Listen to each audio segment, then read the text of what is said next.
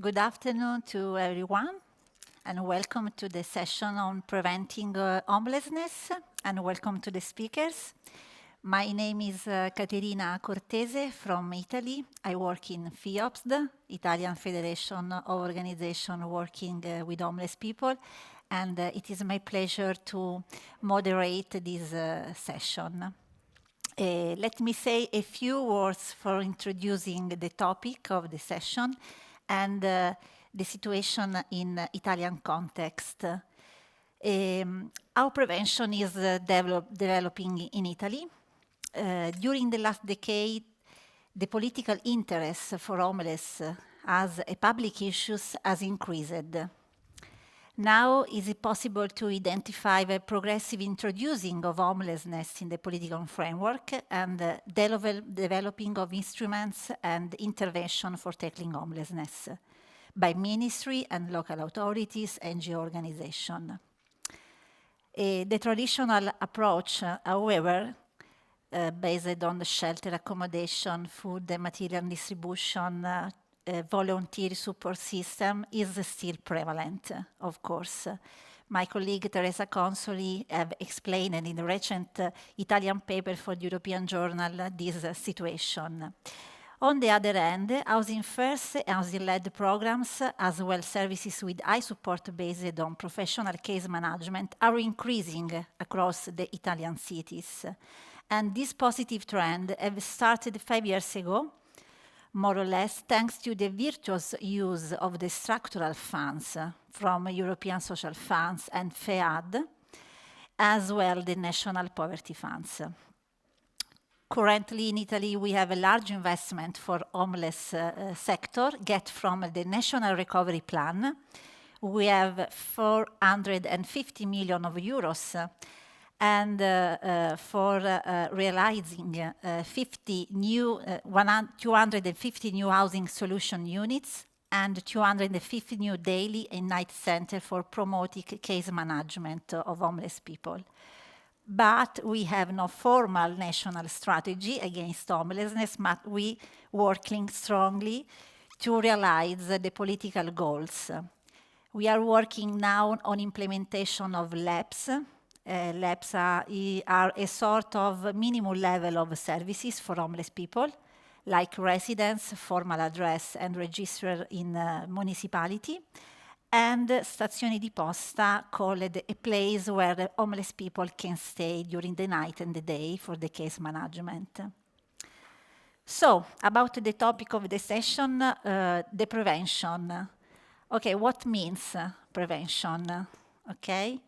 And we are lucky because today we listen to a good example of prevention policy from Canada and from Finland, housing policy and prevention of youth homelessness, and thank for that. But recently I have read a paper by Peter Mackley from University of Cardiff, and he explains then that the preventive approach is missing across European countries now. We are to work along. And also the Professor Sullivan observed that universal preventive approach is still limited in the most part of European countries. So, what means prevention?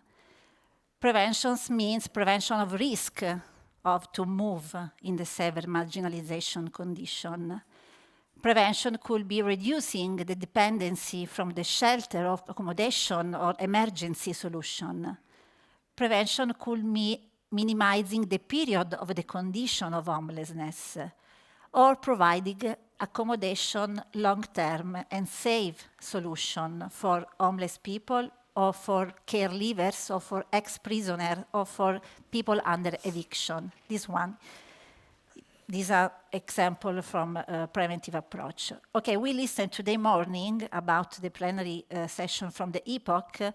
EPOC, we all a new perspective in the homelessness sector. It is a challenge for us, for everybody.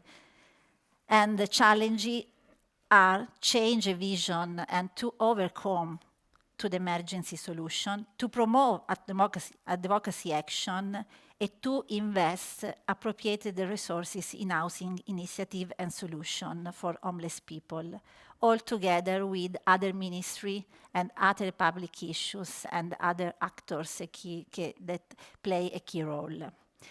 Okay, the list of challenges is very long, and we leave the floor of the speakers for the first speech from Finland, and present yourself, and welcome, and thank you for your attention. Thank you. My name is Mirka Järvinen. I come from the Housing Finance and Development Center of Finland, and I work as a project coordinator with housing advisors, and we will talk about that very soon more. Hello everyone, my name is Vilja Kampila. I'm a colleague of Mirka from the same organization. Very pleased to see so many of you here and already some familiar phrases from yesterday. Hello everybody, my name is Heidi Walter. I'm from Away Home Canada, and I'm going to be presenting on the Family Natural Supports model today. Yes, so we can start. All right. You can go sit down if you want. Okay. Right, just a bit of a background from where we come from. So we work under the Ministry of Environment in Finland. We work nationally, nationwide, all around. Our aim in ARA, which is what we call ourselves in Finland, because the name is so long and complicated. So our aim is that everybody would be entitled to good housing, and we implement the housing policy of the government. So we receive our funding straight from the budget of the state, and we basically work by giving out grants and loans, guarantee loans to municipalities and non-profit organizations, housing companies that work with a non-profit principle, and we have been very much involved in combating homelessness from the very beginning, because in Finland we see that homelessness is an issue of housing, and it will be solved with providing housing together with the needed support. In the recent years, our duties have also multiplied a lot, and our office has grown, especially in these recent years with all the green things coming. We also now oversee energy certificates and give grants for renovations to improve the energy efficiency of housing and this sort of thing. So we're an office of architects and engineers and us social people. Right, so here from 1987 to last year, our office has been responsible for gathering data from municipalities on homelessness in Finland. And this has been a huge effort nationwide with all different ministries, all different municipalities, all different NGOs. There's been a strong will to work together to diminish homelessness and eradicate homelessness. In the beginning, the work was mostly concentrated on giving permanent housing solutions to long-term homeless people, and since then, as these sort of very rough problems have been solved, our focus has shifted more to preventive measures. And in the recent years, we've had a number of programs on preventive methods to end homelessness, and also we've been giving out grants to fund this work in municipalities and NGOs. So we have a plan to end homelessness by 2027, and already next year in 24, the number of homeless people should be halved. We're not quite there yet. You can see that the trend is not quite steep enough, but we are optimistic and doing our best. Yes.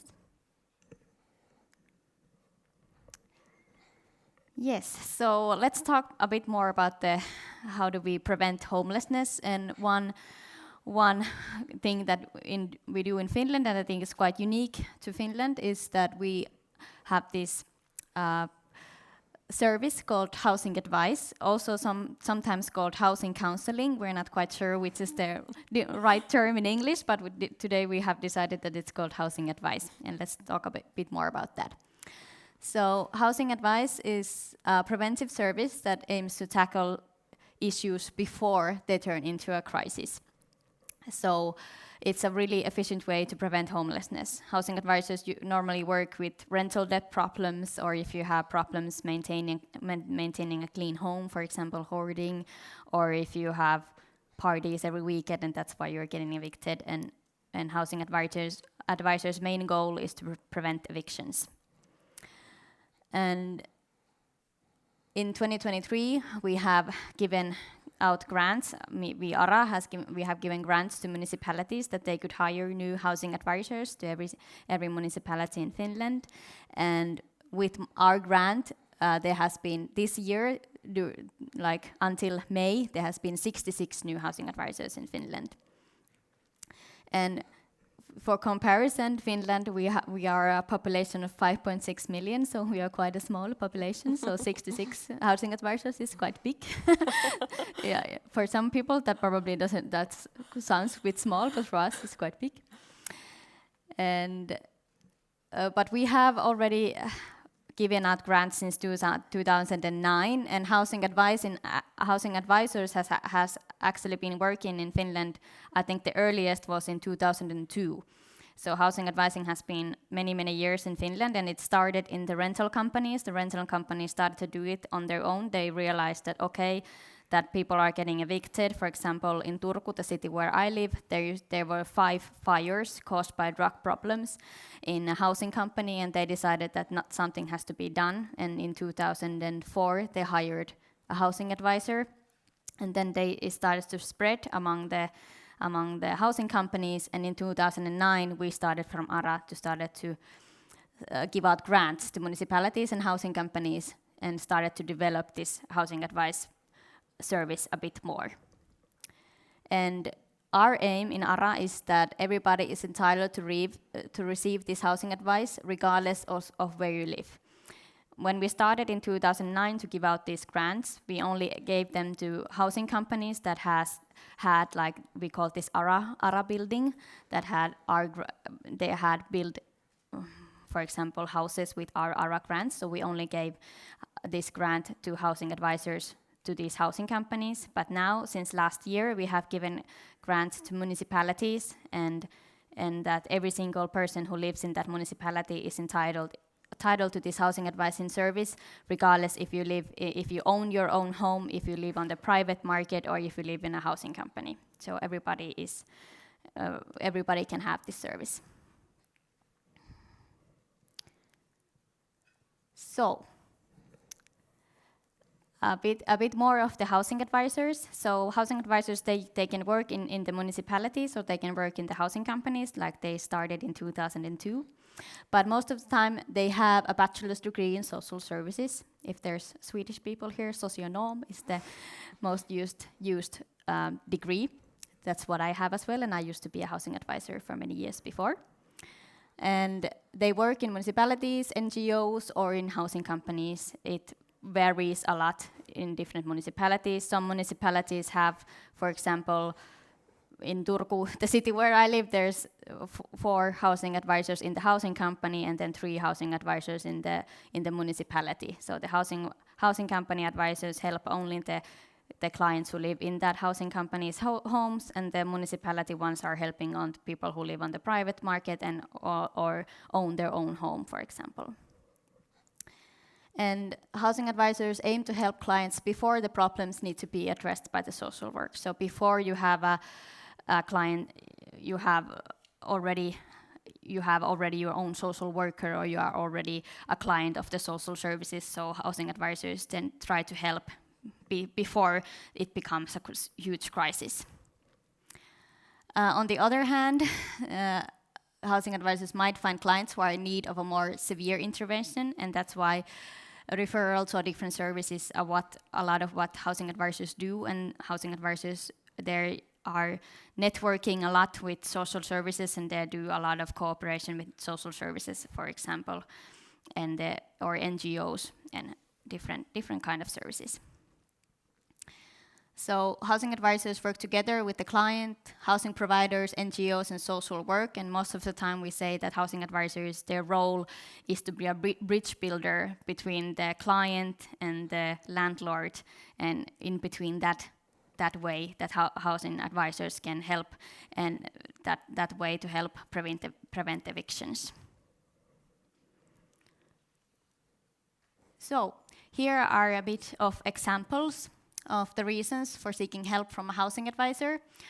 And here you can, for example, rental debt. There is a lot of what we have seen. What we have seen is that working-aged men who live alone are the clientele that is mostly housing advisors help with, is the biggest clientele. And most of the time the situation is that they got divorced, and the wife moved away with the children, and then you have a drinking problem or a gambling problem, and then everything goes a bit wrong. And then housing advisors try to help with that. A lot of mental and substance abuse problems is also seen in housing advising work. Also gambling is a big problem, especially with rental debt. And just problems maintaining finances. There's been a lot of things, like I have been in the seminars here talking about youth, and there's things that young people moved to our own home and they didn't know how to pay rent, didn't know what to do, or immigrants didn't know where to pay rent, and that's why, because of this mixed up, they didn't get the help that they needed, and they had rental debt. So in these kind of situations, housing advisor can help. Also, there's a lot of taking care of your home. There might be some health problems, mental health problems regarding, for example, hoarding, or just old age, that you're too old to, especially the people who are owning their own home, that they cannot take care of the home anymore, they cannot clean it anymore, and that's why it's a problem for the neighbors, and that's why they might get evicted because of that, or early onset dementia or something that they cannot help take care of their home, so housing advisors can help with that. But yeah, there's a lot of different reasons, and there's a few, like rental debt, I think, is the biggest, and then taking care of your home, and just applying for a home is also something that housing advisors, if you live in a home that is not good for you, if you have broken a leg and there's no elevator in your house, and that's why you need or your family is growing and you don't know where to seek for a home because you don't speak the language, or you don't know how to use the internet. So housing advisors can help with that as well. Here is our study that we did in 2018. And the most common reason for seeking help from a housing advisor is the rental payment problems and rental debt. That is the most biggest. And the third one is needing help finding a new home. So that are the biggest ones. And housing disorders and eviction threat. Eviction threat and rental payment problems go a bit hand in hand sometimes, but these are the most common ones. And also homeless people, even though housing advisors are trying to prevent homelessness, still there are still homeless people in Finland, even though we don't want that, but still they are. So homeless people can seek help from a housing advisor, and then housing advisor can try to help them get the service that they needed and try to get them to find a new home. Yes. Okay. Here we have a statistic of all the evictions in Finland. So in red you have the number of pending evictions, and in pink the number of actualized evictions, and in gray cancelled evictions. We recently visited the Kronofogden here in Sweden, and the Swedes have a lot less evictions than in Finland. even though they have a lot bigger population. So this is something we want to dig more into. And this has a lot to do with what Mirka said about housing advisors working to prevent evictions. So we want to find out, why are there so many evictions in Finland? What are the reasons behind it? How could we reach these people who actually have a home already, but are at risk of losing it or have lost it? So we made a study about how much an eviction costs in Finland for the housing company. So this is also something that we want to motivate the housing companies and municipalities to hire housing advisors and work preventively and look at their processes, like how are they handling these evictions and rental debt problems. And we wanted to show them that, look, with just like this little investment of hiring a housing advisor, or maybe doing some tweaks in your process, you can save so much money. So we are both giving grants to the municipalities to hire these housing advisors, and then we are also showing them how much they will save by hiring these housing advisors. And this is because we really want to we both want to give the people who are homeless the support and the housing that they need, but also to end homelessness, we need to also end it at the other end, so stop new homeless people from emerging. And this is why it is so important to make the number of evictions smaller and really like catch these people who are at the risk of being evicted and find out the problems, make sure that if they are actually evicted, they will be taken care of and will find a new home, and then also that the problem will not come back again, and make like a cycle of it, so that they will just get evicted over and over again because of the gambling problem or whatever there is. So in this cost, we did this in cooperation with the housing companies in Finland.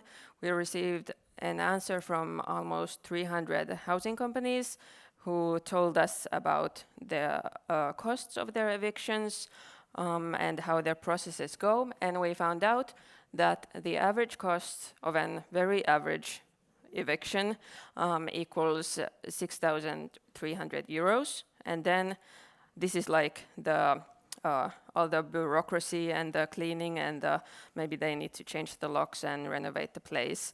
And then if you count in the average rental debt, because most of the evictions are due to rental debt, the average rental debt is 4,300 euros. So the whole of the eviction means a loss of over 10,000 euros for the housing company. And also this means that the process is very, very long, also due to the queues of these legal systems, and this varies a lot in Finland. It can take up to 8 months to first have this person evicted and then find a new tenant to the apartment.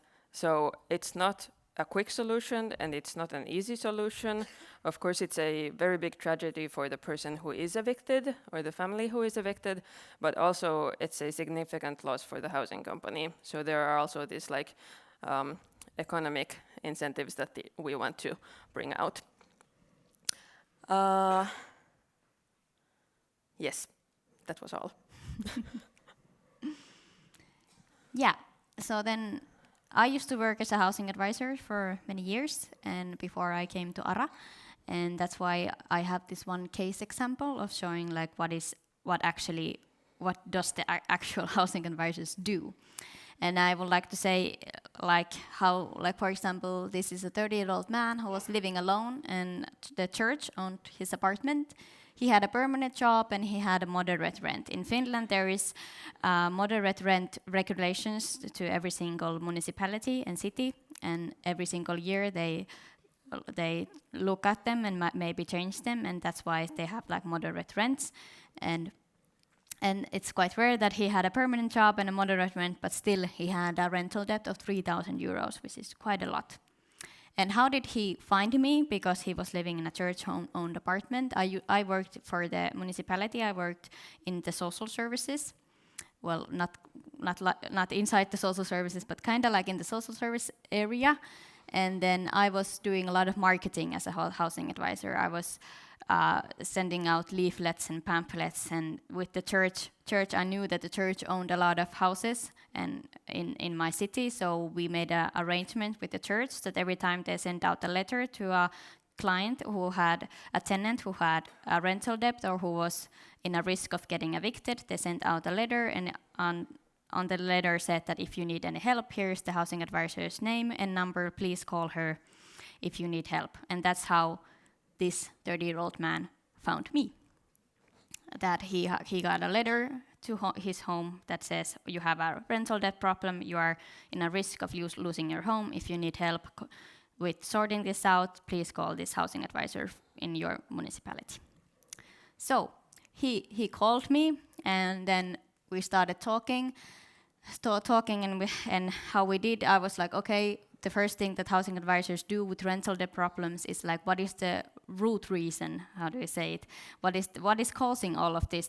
Because if you don't cure the root reason, then it just happens again. And then I talked with him, and then we checked like how much debt does he have. I was calling the church and then working in between the client and the church, and then asking like, okay, how much debt do you have in general, and how much money do you make? And then we started the calculations, and could we make a payment plan, for example. And then I think we met like 5 times before he admitted that he's suffering from a gambling problem. So it took quite a while that he started to trust me, that I'm actually trying to help him. And he said like, okay, because I was bamboozled, like you have money, like you should have to be able to pay your rent, but I didn't know like, why do you have rental debt? And that was the key moment. I was like, okay, now I know why, let's treat this and let's not get you evicted. So I started collaborating with the church and the social work, and the church promised that, okay, we're not gonna evict him now that you are helping him, because we were doing a lot of work together with the church. And the social work promised that, okay, if I was hosting this rental debt group, and that if he goes to the group and commits all 5 times, that we will pay off his rental debt completely. And he did. He came to my group. Inside the group, there were only men, working age men, like I said before. And then we were just in the group. Most of the time we just talk about the root reasons, and then just in general, because a lot of the time they were never taught at home how to use your money. They were never taught at home like, always pay your rent first, never pay your debt first. And so we did just this normal stuff, trying to pay your rent first, and then we calculated their budgets, and then we make like, okay, these are a few tips on how to save money in everyday life. And he came all 5 times. He was really committed that he didn't want to lose his home. And then social work paid off the rental debt. And I got him referred to a gambling addiction facility. And that was 3 years ago. And he has never gotten rental debt again. So I think the group, and it doesn't always have to be this rental debt group. Sometimes social work in Finland can pay off the rent, and that is like once in a lifetime thing, that social work can pay off your rent from that rental debt. And it's really rare, but sometimes they can. And then you don't always have to be a part of this group. This group was just one example, and sometimes housing advisors help clients like one-on-one, and sometimes they go to these groups, or sometimes they just help one-on-one and meet together with the social worker and the client and housing advisor, for example, and they figure out, can we make a payment plan, or do you need help with some income, and do you need help that we can pay off this rent, that you can stay living in your home. So this is just one example of the housing advisor finding the root problem and then seeking help with the social services, and cut the client refer to the service that he needed for the root problem. So like Vilja said before, that we have trying to solve and eradicate homelessness by 2027, and we think that housing advice is one key method for doing this. And we have a 5-year law about this housing advice. And the law makes it possible to give housing advice to everyone, regardless or where or how they live. Like I said before, it doesn't matter if it's your own apartment or just public or just private market. And the Ministry of Environment that we are part of, they drafted a 5-year law for housing advice. It started this year, and it's up till 2027. And the aim is to improve the availability of housing advice in Finland with our grants, that with the grants we are giving to municipalities, that every single person in Finland will receive this housing advice help, or they can get housing advice help if they need it. And this is part of the program of Prime Minister Marin's government. At the moment, providing this housing advice is voluntary for municipalities, but we offer 80% of the housing advice's salary that we can pay, and the grant is 80% to the municipalities. And we are hoping that by 2028, this will be that it's not voluntary anymore, that in every single municipality in Finland will have a housing advisor. So that is our goal, but this 5-year law is trying to go to that direction. So we were talking a bit yesterday as well with Nordic colleagues here that, well, how do we support these housing advisors? We have training sessions open for all housing advisors. Sessions consist of housing advisors presenting their working methods or expert lectures, depending on what housing advisors have been asking for us. We have these training sessions 4 times a year, and they are in teams, so everybody across Finland, even though we're a small population, but we are quite long, so nobody has to travel 6 hours to come to this 4-hour training session, so that's why it's all in teams. And subjects are determined by the housing advisors themselves, so they can always tell us what subjects they want, and then we arrange those kind of trainings. We have had trainings about collaboration with the social workers. Like I said, that is a big part of housing advising work, that they do a lot of collaboration with social workers and social counselors. And then we had a training with clients with mental and substance abuse problems, etc. And then most of the time we ask other housing advisors to train the other housing advisors. So that's why we have created this network of housing advisors, and we facilitate it. And we also have a team of housing advisors who are facilitated with me. And the goal is that all housing advisors get to know each other and change ideas, that you don't have to think everything from scratch, because some other municipality has to be like, hey, we have done this group. For example, the group, like I told before, another bigger city did it before me, and I was like, hey, you are doing this group, I want to do it too. And then I asked them to help me, and then I created in my municipality the same kind of group. And the network is just for that the housing advisors can change ideas and they can get help from each other. And just housing advisors mostly work alone, so the network is that they get peer support as well.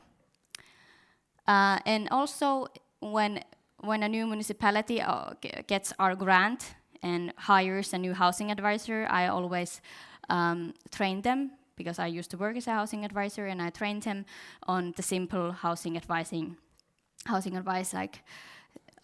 stuff. And then, like I said before, like we talked yesterday with colleagues here, Nordic colleagues, that I'm not a lawyer.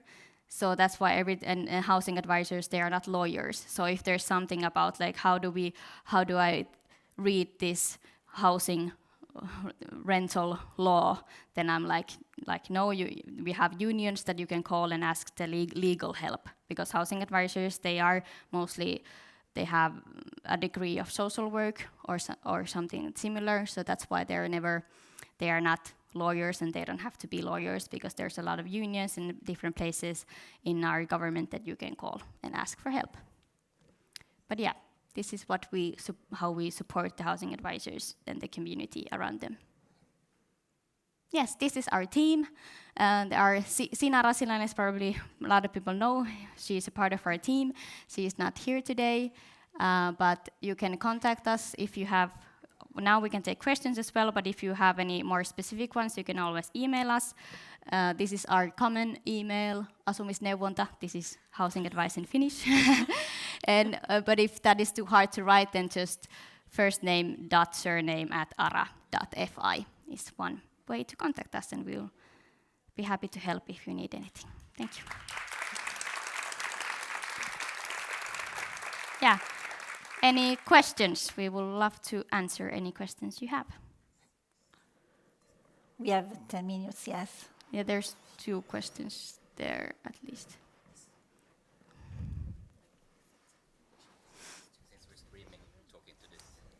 To this Yes. one. You talked about the number of evictions, and you said you wanted to find out what is the reason for the high number, because when you look at Germany, where I come from, we had in 2021 we had 29,000 eviction, and we have a much bigger population, and we have much more rented flats. About 50% of the flats are rented. So did you find out why there are so many evictions? I understand it's the same like in Germany. You have to go to a court to it's the get same. this. It's the same in Germany, and even when we have social services who pay the debt, it sometimes cannot be, as we say, healed, because the landlord can give an ordinary eviction following the combined with an extraordinary eviction. Because the contract is violated, and that is a reason to end the tenancy agreement. But can you say why there are so many? Yes, we don't know. Oh, we know that part of the evictions there are 2 reasons you can get evicted. So one is this rental debt, and the other one is if you violate the contract. So if you mikä asunnon siis häirintä? Like if you're having parties every weekend and you're not you're not being quiet.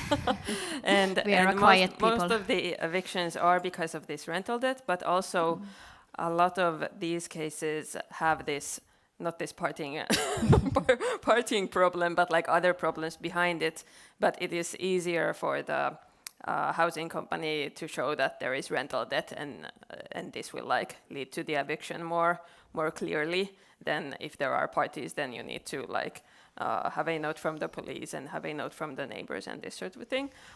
But we don't know yet why there are so many of these like rental debt cases. So that is something we need to look into. Yeah, when we are trying, we saw some colleagues here in Sweden, and then they had this really nice model, and now we're trying to get it to Finland as well. But we are just starting it, so maybe next year we'll talk about that again together with the Swedes. Yes, please. Hi, I'm Rick from Homeless Link in the UK. First of all, well done on your pronunciation of facilitation. Thank you very much. Thank you. A question about confidentiality, because there are rules around these things, but it seems to me to be an effective housing advisor, you need to speak to lots of different agencies on behalf of the person and maybe share information about them. Yes. So that confidentiality could be a problem. Yes. A problem. It is so how do you deal with that issue of confidentiality? Okay, so yeah, it is a problem. Good question. Most of the time, of course, when you meet the client who has, for example, rental debt, then you need to ask permission by writing that can I contact your landlord? Can I contact the social worker? Can I contact etc. etc. etc. But for example, like the example I told about that the housing company sent the letter to the client, that is kind of like I go around it a bit, because then the client has to call me that because the housing company cannot call the housing advisor if the housing advisor doesn't work for the housing company. If the housing advisor works for the municipality, the housing company cannot call like, hello, we have this person who has rental debt, can you help? Because that is a violation of that. So that's how we kind of go around it, that we market a lot of the housing advice in social media and television, in newspapers, that people find their way themselves to housing advisors, and like this kind of cooperation with the housing companies that send out letters or text like, hey, if you have rental debt, like call this person. And then when you get in contact with the person, then you ask all the permits, like, can I call this person and ask for assistance? So that's how we have figured this out. Thank you. Other question?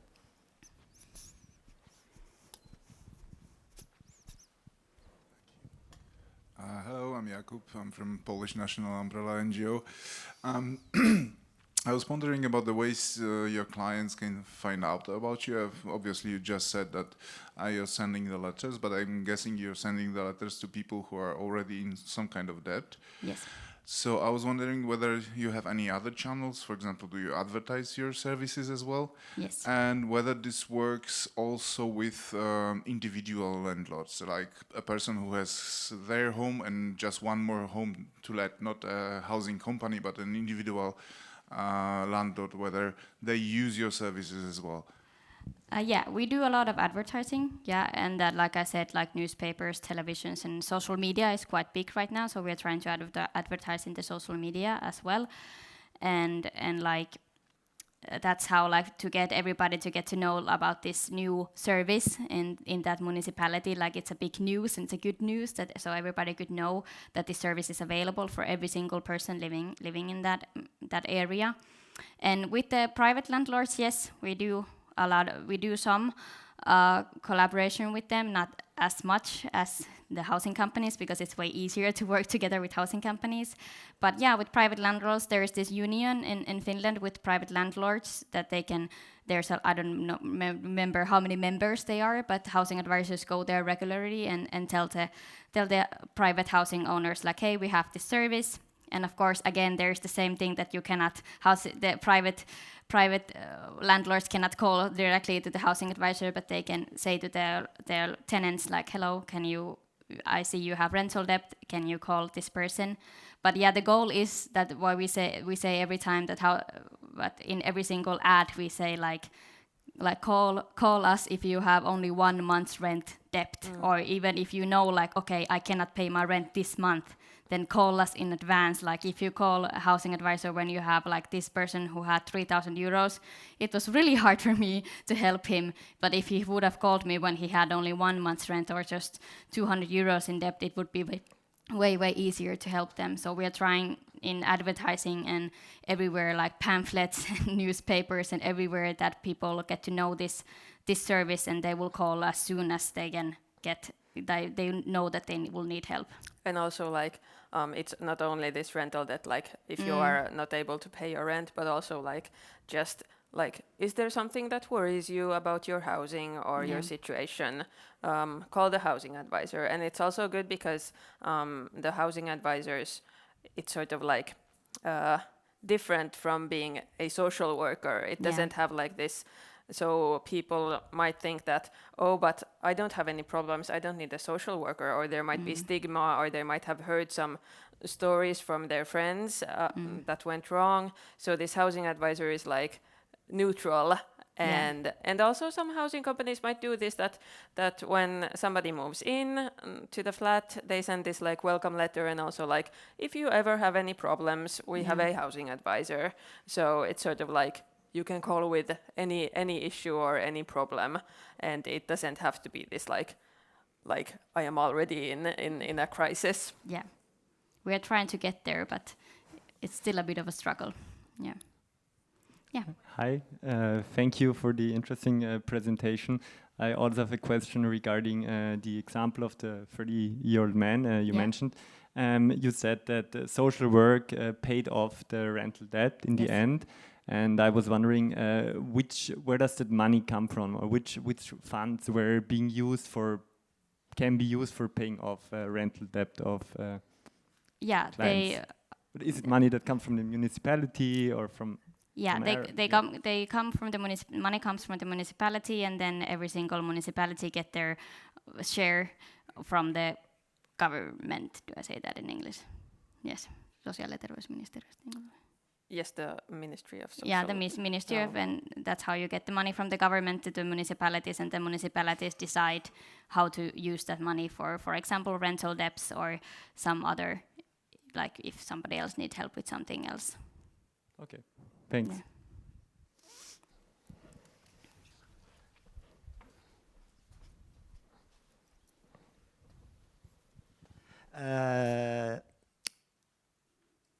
You know that Finland is quoted everywhere. We speak about you every day. Yes. We admire you. My question is the following. Is it also a national pride? You know that all over the world we think of you, we dream of you as the model, or nobody, the common Finnish person doesn't know anything about the Finnish miracle? Well, it's a huge pride, at least among us homelessness like workers. And I don't know like how many common Finns know about this miracle. Not everybody in Finland, but at least we are super proud. So we'll make your advertisement. Yes. Thank you. Do we have Thank you. The last question. one more question? Yes. One more question. Other two? The last three? Last three. Okay. We move to the other speakers and then, okay. Thank you. I have a question about this. You say the debts are being paid by the social work, Yes. but if they have a kind of an addiction problem, and you pay their rent, and then they start all over again, Yeah. what do you do then? Well, like I said, when social worker pays off the rental debt, and now we're talking about only about rental debt, it's once in a lifetime most of the time. So that's why the housing advisors, they need to solve the root problem before getting like paid the rental debt, because if they don't get, if it's like addiction problem, then you need to rearrange the client to an addiction clinic and trying to get him the help that they need, that the issue won't come again. So that's why. And sometimes, even though whatever we try, it comes again, and that's why. And then the situation is really hard for the housing advisor to help, because the social work doesn't help anymore, because they already paid once, like half a year ago or a year ago. So. Yeah, So, but yeah. you make that they do need to do something for recovery. Yes, Yeah. most of the time. Yeah. Thank you. Thank you. And then what there?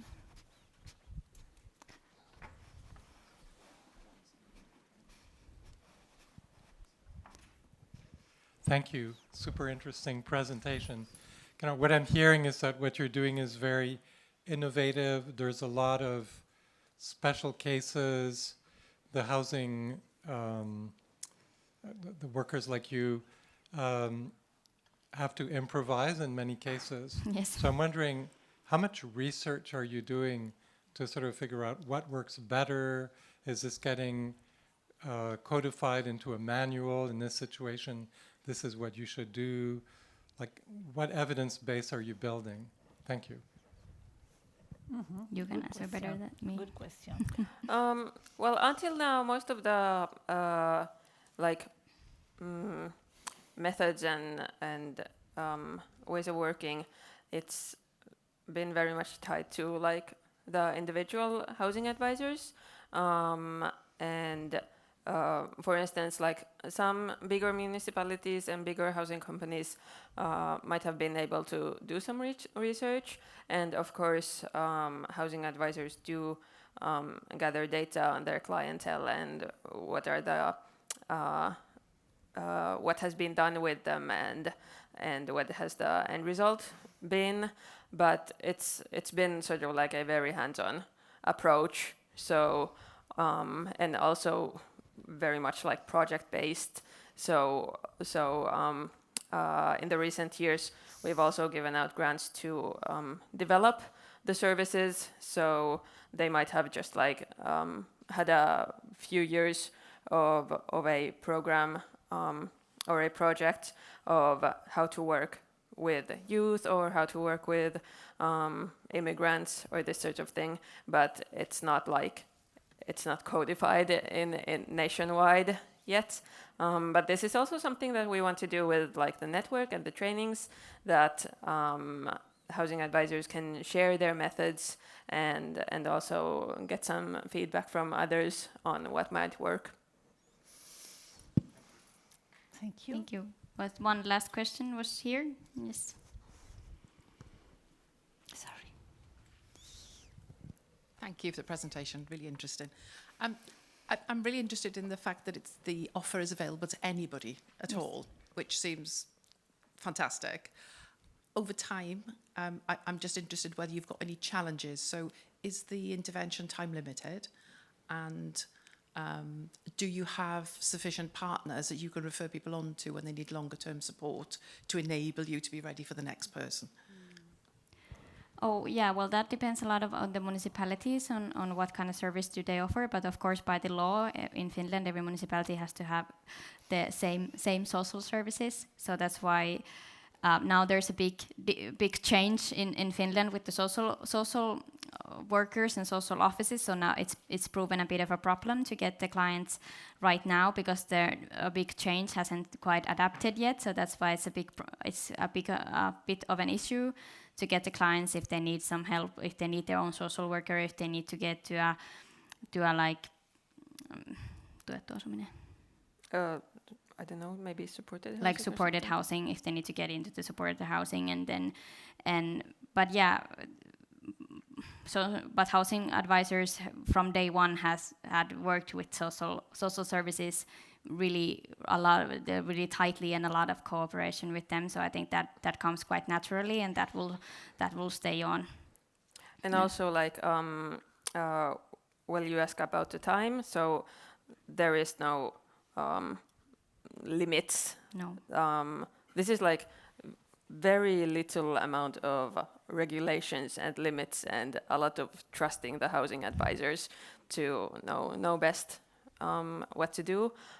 So also it's a very adaptable and like how do you say, like client based, or the housing advisor needs to see like what does this client need, and for someone it might be just like a couple of phone calls and the whole thing is okay, and then for instance in these rental debt cases it might take many years that maybe they will only be in contact via WhatsApp or something and check like, hey, is everything okay, every few months, but as a time it is a long time. And another thing I was going to also about this like this change, that it's not only the rental housing companies anymore, but like all the citizens. So of course, like in the bigger cities, they need more housing advisors and more resources because there are more people who need this service. But also we think that it's like the people have problems no matter where they live, and they might be the same problems. They might be concentrated in these like public housing companies, but actually a lot of the public housing companies already have really good processes and really good ways of working and taking care of their tenants, but then the like market-based housing companies might not. So it is like if we don't take care of the people where they are now, then in the end, after years and years and problems, they will end up in the public housing company. So it's rather like, in the end, it doesn't matter. Yeah. Thank you again for this beautiful discussion. And I invite, thank you, the Finnish colleagues, and I invite Heidi Walter from Away Home Canada to presentation. The floor is yours.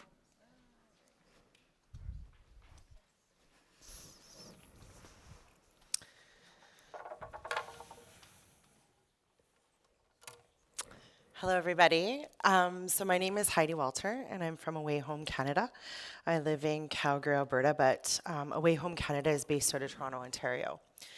So I'm here to share with you today about our family and natural supports programs. Before I get too far, I want to be able to explain to everybody what we mean about family and what we mean about natural supports, because those are very big words and they mean a lot of things. And so one of the most important things for us to talk about is that family is whoever the youth defines as family. Who they see as their people is who we accept as their people. Their people could be biological, they could be their moms and dads, they could be their aunties and uncles, they could be their friends, they could be their football coaches, they could be their, their cousins, it could be anybody. So the word family, we allow the young person to define who it is. And the reason that we chose the word natural supports is because they're not paid professionals. So I'm going to talk a lot today about why we need to have more non-paid professionals in young people's lives and not paid professionals in order to prevent youth homelessness. I also have to change my own slides. I forgot about that. So one of the other big misconceptions that I want to share with everybody is the goal of family and natural supports. So family and natural supports, I'm going to just say the word family, but again, it's chosen family. It's whoever the youth defines as their family. The goal of the family and natural supports approach is to actually prevent youth homelessness. It is not for young people to have to go and live back with their family. Does that make sense? Okay. So what we're doing within this model is preventing youth from ever experiencing homelessness. We're going so far upstream that they never touch an emergency service and they never need to come into supports. Back in 2016, I was working for an organization in Calgary that was part of what we called the Change Collective, and it was 7 large organizations in Calgary. And what we started to do is we started to take a look at our data in Canada. If people know who Steve Gates is, we have lots of data. All we do is data and research. And so we have lots of data. And so one of the things that we started to do is we started to look at our data, and we started to see what the outcomes for young people were. And one of the things that we saw, and one of the things most importantly, is we started to listen to young people. We sat them down, we had focus groups, we did one-to-one interviews, but we also started interviewing the young people's family. And we started to listen to them. And one of the things that we heard was that we actually weren't doing good work. Young people were accessing shelter.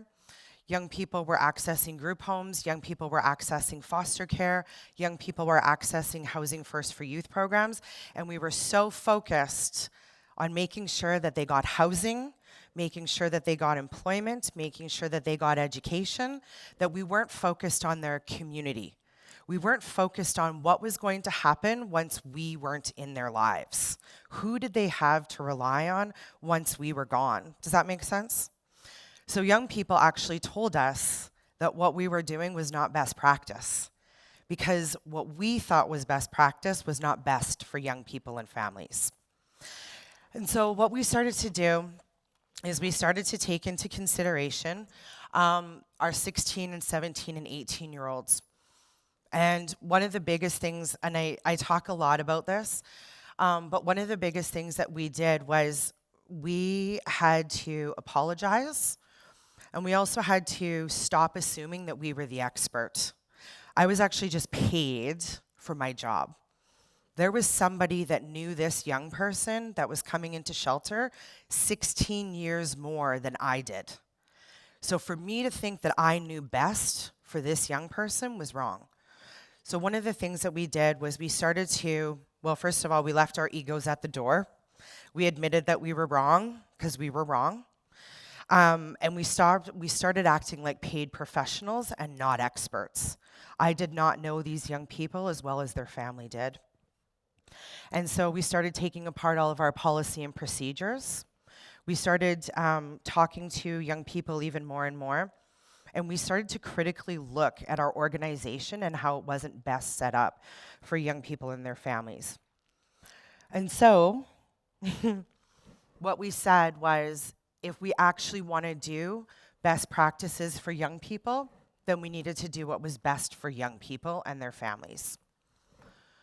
So here you can see that research has demonstrated that youth with strong community ties, family support, and positive role models are more likely to successfully navigate the transition from youth to adulthood than youth with limited social supports.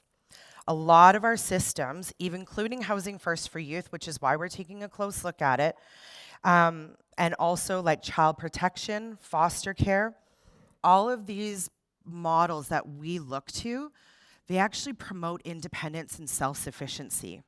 And one of the conversations that we're having is none of us are self-sufficient. We all have people in our lives. And so why are we expecting young people to be independent and self-sufficient when I have a mortgage, when I have family, when I have neighbors?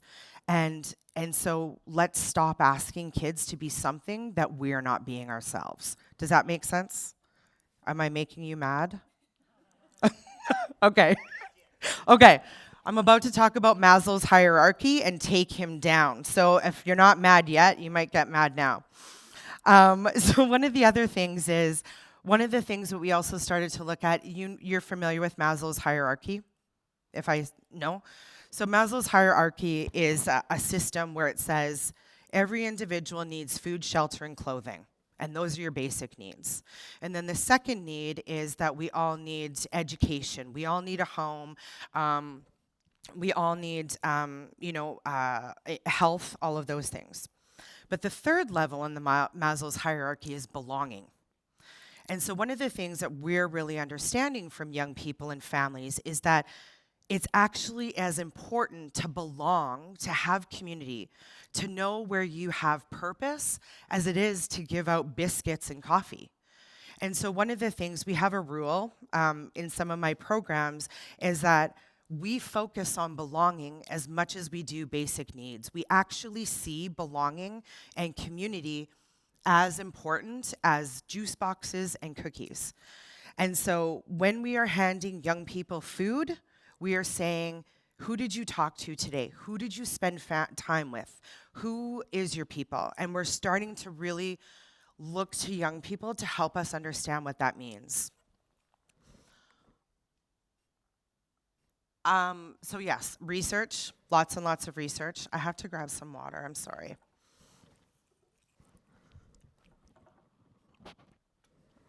Okay, so what we do know in Canada is that over 40% of young people have had their first experience with homelessness before the age of 16. So that means in Canada, we are working with young people much sooner than 16, which means a lot of those young people are actually still at home. They still have some kind of family involvement. And so we are not just the upstream model, but we're working very far upstream to understand how we can support these young people and how we can support them, their families. What we know now through our research and through young people and families is that we have to provide services and supports well before the age of 16 if we're actually going to end youth homelessness. Family and natural supports. So I'm going to take you very, very quickly through what the 5 core principles are around family and natural supports.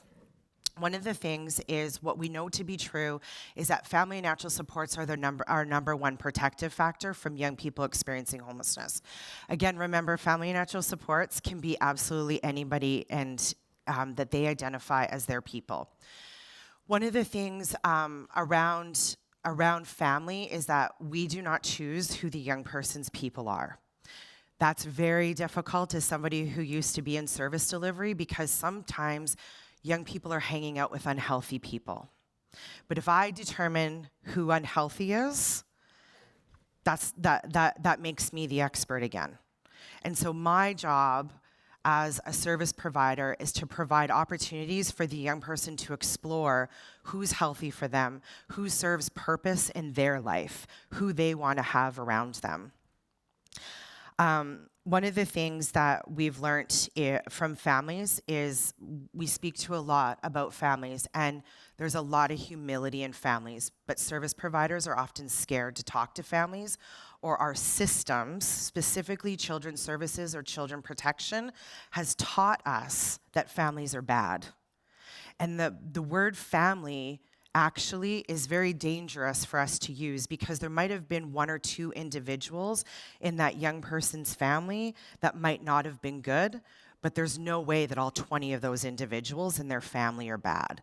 And so we have to really take apart that word family, and we have to dig in, and we have to be curious about who family is and if there are other individuals within that family.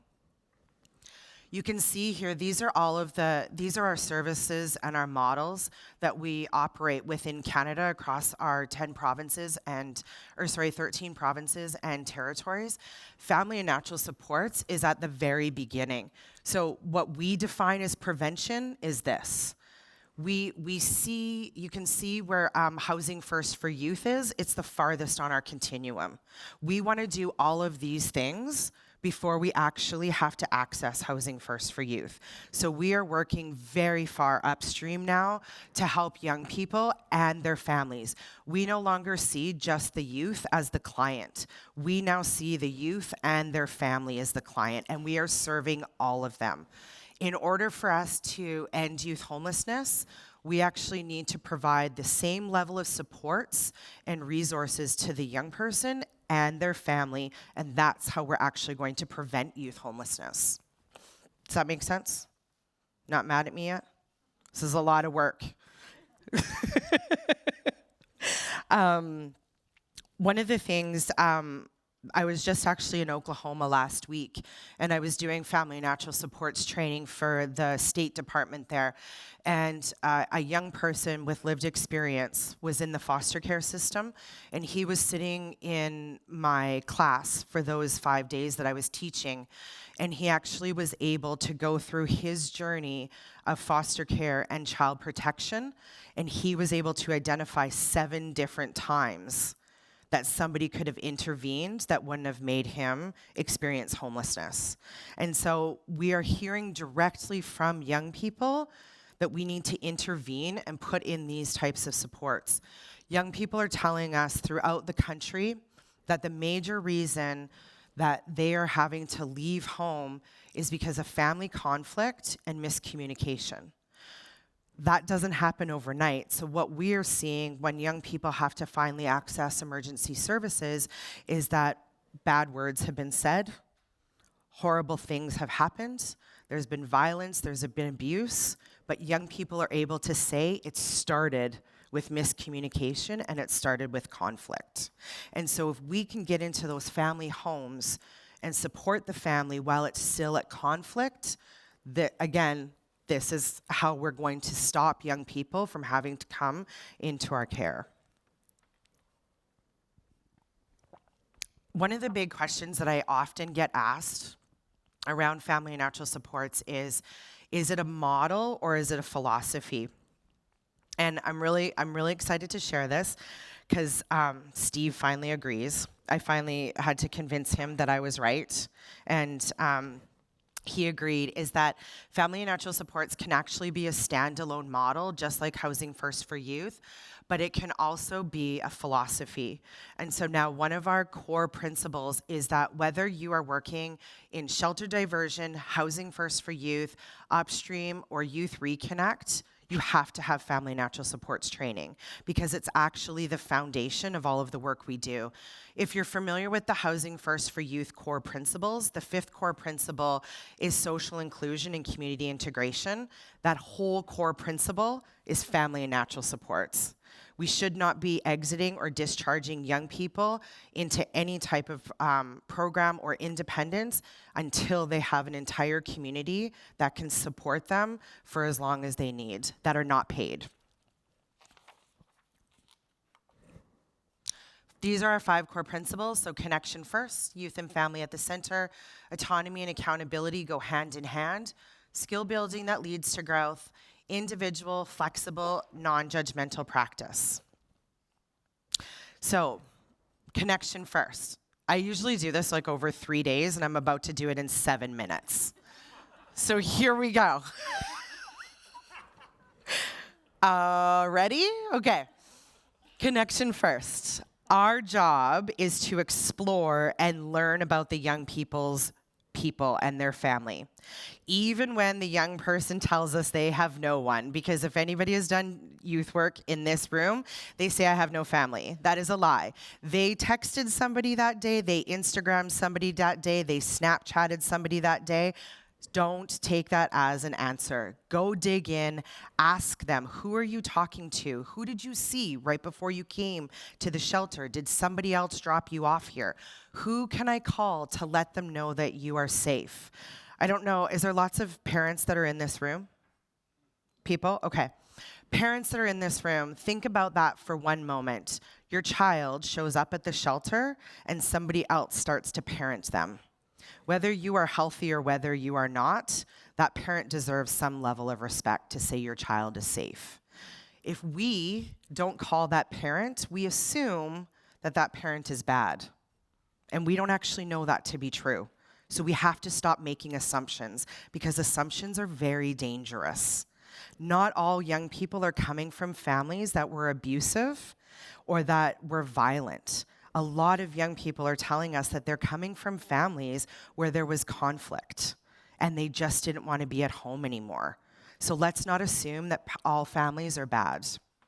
So we ask uncomfortable questions, and service providers, those frontline folks that are doing a lot of the work, they feel discomfort, and we talk a lot about this. They say, I don't want to traumatize the young person. I don't want to make them upset by asking about their family. I don't want to pry. I don't want to, I don't want to upset them.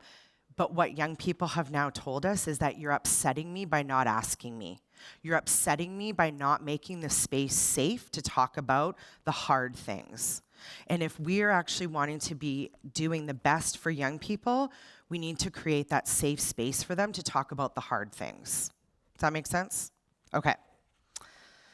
I always want to make sure that I'm not talking too fast and that my language is translating properly. So, number 2, we need to work from a place of young people, assuming that young people are connected and that young people have somebody.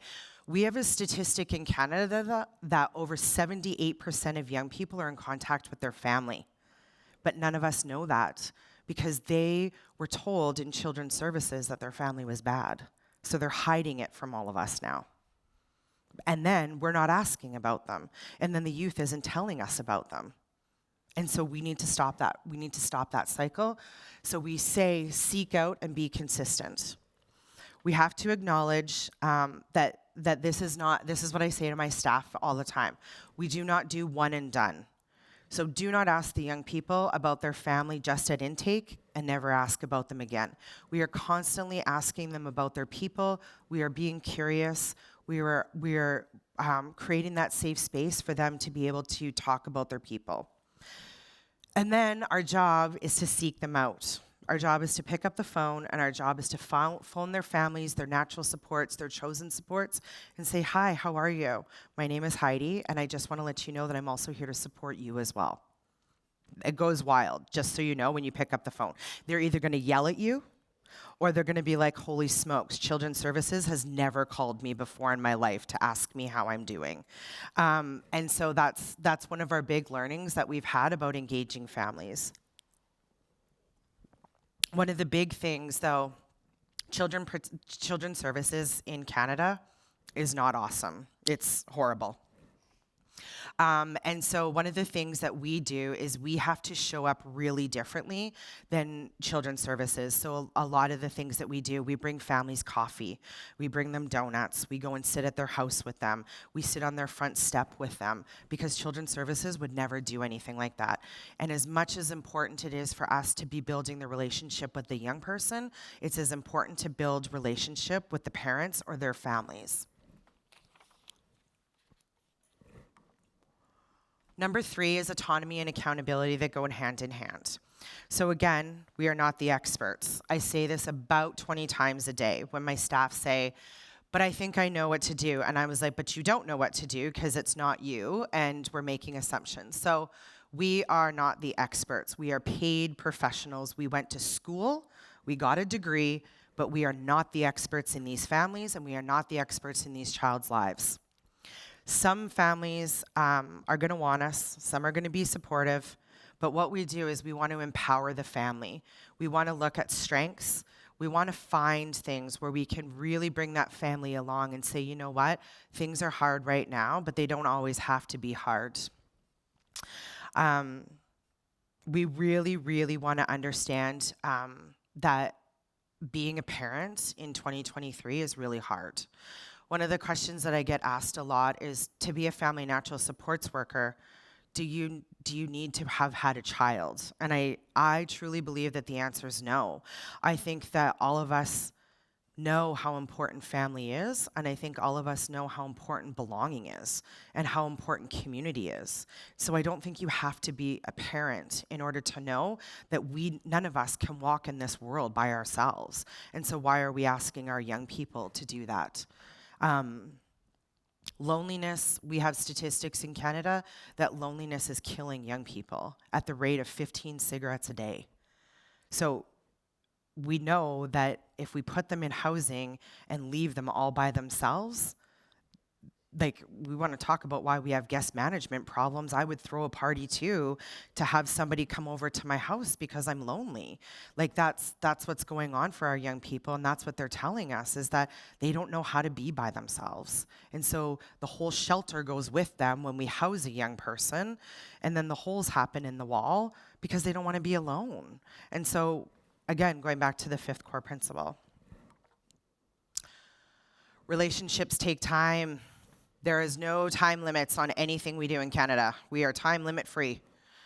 If it takes 5 years, it takes 5 years. Because relationships, trust, undoing all of the things that have happened in those families takes time.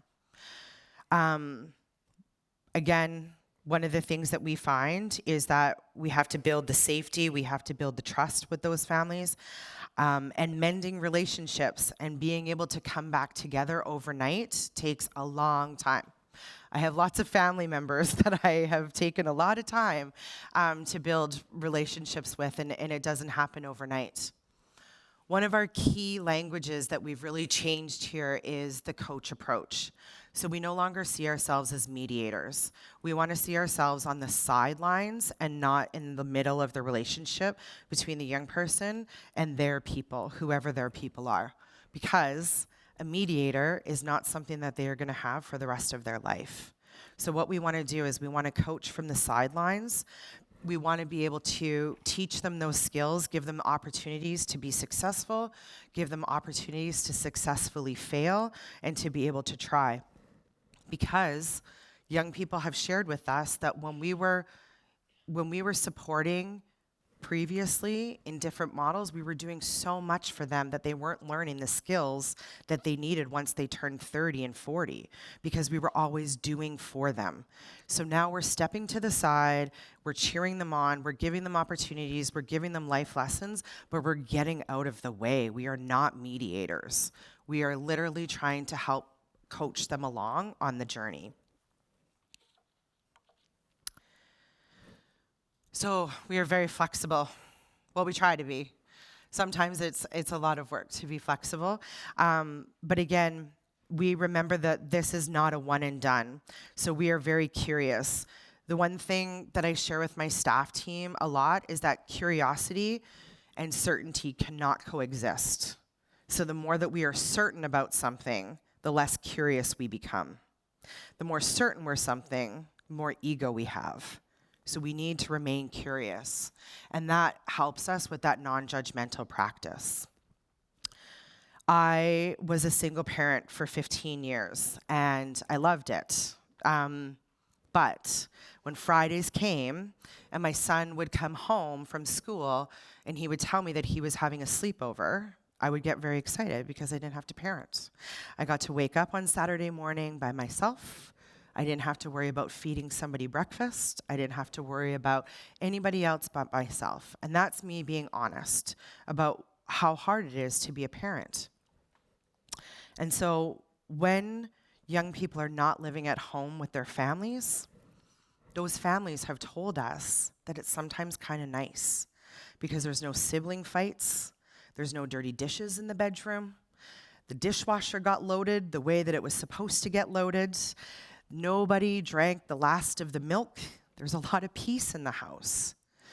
But what we know to be true is that the longer that young people stay apart from each other with their families, the harder it is to bring them back together. So we don't judge families for wanting peace and quiet in their homes.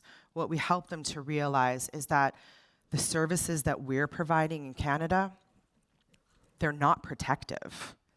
We don't protect our young people. We can only do what we can, but we don't actually look after them 24/7. They're out there, they're doing their own things. And so one of the things that we've been educating families on is that they believe that when their young people get apprehended or brought into children's services, that they're going to somewhere better. Parents believe that. Children's services in Canada is not better. And so we have to start being honest with parents that let's do the work here, because a group home is not better than somewhere else that you could provide your young person. And so we're providing this like false sense of security. Does that make sense?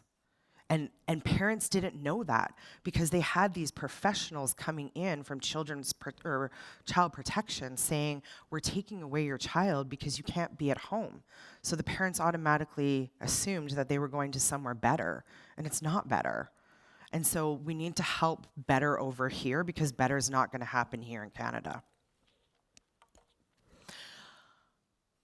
I talk a lot about this, protection versus connection. We have a lot of young people. We're currently doing a demonstration site in Canada. It's a year-long project, research project across 10 different provinces. It's 10 different programs, family and natural supports programs. We have over 200 young people and over 200 family members that we're engaged in. And I have the privilege of speaking to those family members and speaking to those young people to be able to talk to them and learn from them about what our intervention is doing and how it's supporting them. And so one of the things that we've been really clear about is that we are no longer assuming the role of expert, and we're no longer protecting young people. We're going to focus on connection, because connecting actually is protecting young people. It's creating that safety net for them. So when they are in times of trouble, they will have people and they will have a community to rely on. Things that we need to take into account is safety. And we talk a lot about safety. Safety is another big word. Whose safety are we talking about? I actually, we ask this a lot, is what does safety mean to you? And we hear a lot of different answers where some people will say safety means financial security, money in the bank. Some people say it's a house alarm. Some people say that it is having family. And some people say it's about meeting basic needs. And so everybody has a different version of what safety means. So when we say sentences like, be safe out there, like, what does that even mean? Like, young people have a very different version of safety than we do. Are they putting their seatbelt on? Or are they not putting their seatbelt on? Like, what does it mean? And so we have many policy and procedures and agencies in our social systems, and so we need to just be careful about whose definition of safety are we using, because I just recently spoke to a parent who her children were investigated by child protection. She had 3 children.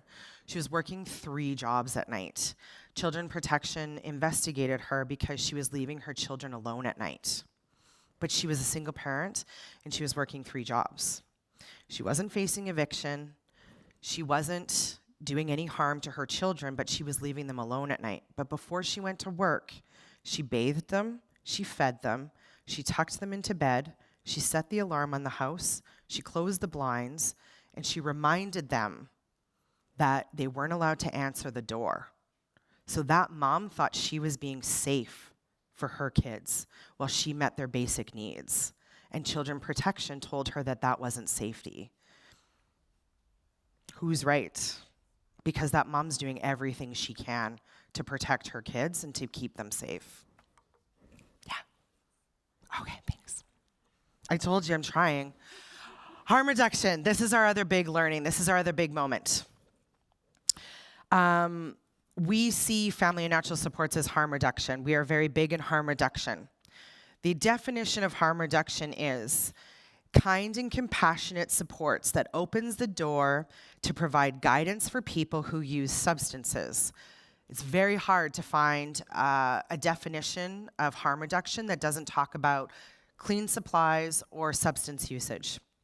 But a harm reduction approach aims to reduce the negative consequences of using psychoactive substances without necessarily reducing the substance itself. So we all agree what harm reduction is? So if we take away the language of substances and we say a harm reduction approach, again, expanding our traditional ideas, what happens when we are given, if we take the language of substances out and we say we are going to replace that with family natural support. So we're not asking the young people to not engage their families. We're providing them opportunities to engage their families safely. We're not going to say to young people that your families are bad. We're going to allow them to realize how they want those family members to show up. Young people have shared with us that for so long, they were loving people that they were told were bad. And it's like, why can't those two things coexist, right? Sometimes there are unhealthy people in our family members, but we still love them. And that's something that we need to be teaching young people, is that just because they weren't great for you doesn't mean that you don't get to love them. But you get to set new boundaries. You get to set your own rules if you want to have those relationships. And so we really see a harm reduction approach when we're supporting young people and families. We also talk a lot about grief and loss. Society tells us what moms are supposed to look like. They look great all the time. They have it all under control. Sometimes they work, sometimes they stay at home, they make dinners, they put up Christmas trees, they make Thanksgiving turkeys, they do all of the great things. Dads, they are amazing, they mow the lawn, they do all of the things around the house, they have hammers, they have nails.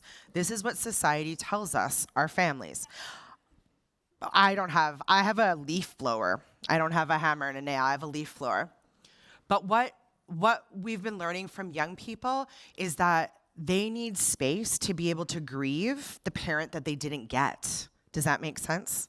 So sometimes young people will still be in contact with their biological families, and we need to be able to create space for them to grieve the relationships they thought they deserved, but they don't actually have, and to be able to create space for them to have relationships that will work for them. And so we're really talking about grief and loss in an absolutely different way, especially when those people still are on this earth with them, because young people have so much hope. They have so much incredible hope that one day they're gonna run into their families at the grocery store, or that they're gonna have picnics together, or what have you. And so really creating space for young people to be able to grieve what they feel like they deserved or didn't have. This whole slide, we can talk about this one for forever, but I have to rush because I'm out of time, is that this is who we used to be and this is who we are now. So number one, professional supports, us paid professionals, we are not sustainable. There is not one of us in this room that is going to be with these young people for the next 95% of their life. If we are with young people for only 4 years of their life, that is 95% of their life that they still need to do without us. So we need to stop thinking that professionals are the answer, because we're not sustainable. Number two, this is about Maslow's hierarchy again. So basic needs, we need to treat belonging, community, and connection as important as basic needs.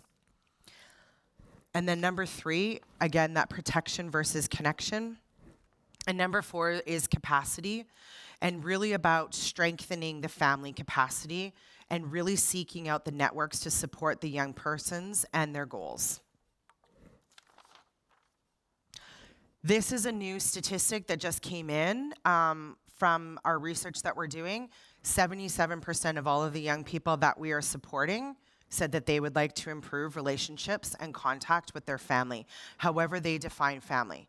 So what we know is that this is actually the right work to do, because young people are needing supports and opportunities to reconnect to who are going to be their forever people, or however long they want them. So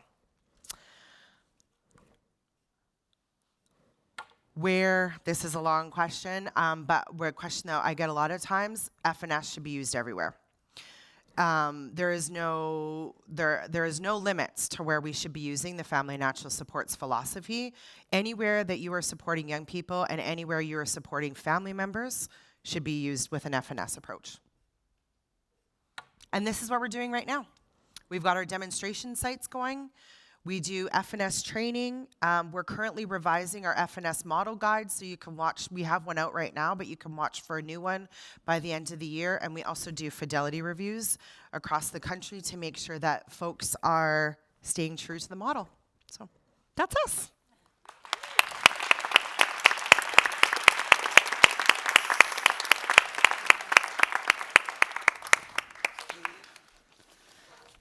Thank you. Any question for? Yes, of course. Thank you. Thanks, Heidi. That was such an engaging and inspiring presentation. Really great. These insights that you've learned about human connection. Yeah. What does it mean for adult homelessness services? Yeah. So we've been having this conversation, is that family natural supports actually just isn't for youth. And so my goal is to bust into the adult homelessness, and I'm gonna bust. But we're having conversations with the folks at the Canadian Alliance to End Homelessness, where they're focused on adult homelessness and veteran homelessness, to help them understand the family natural supports, and they're really seeing it. We've had conversations with Sam Barris, and he really sees it too, because what happened is our youth turned 60. And then now they say 60 years ago, I had this, right? And it happens in a blink of an eye. And so we believe that family natural supports, chosen family, is for everybody who's experiencing homelessness, because all of us need community. We all need community. We all need a safety net. So I don't think there's any limitations to it. Thank you. Thank you.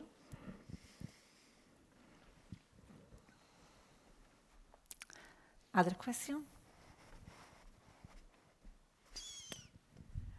Firstly, the best presentation of the day. And I'm not just saying that because it's you, Heidi. Genuinely, I've learned lots. Jules Policy Scotland.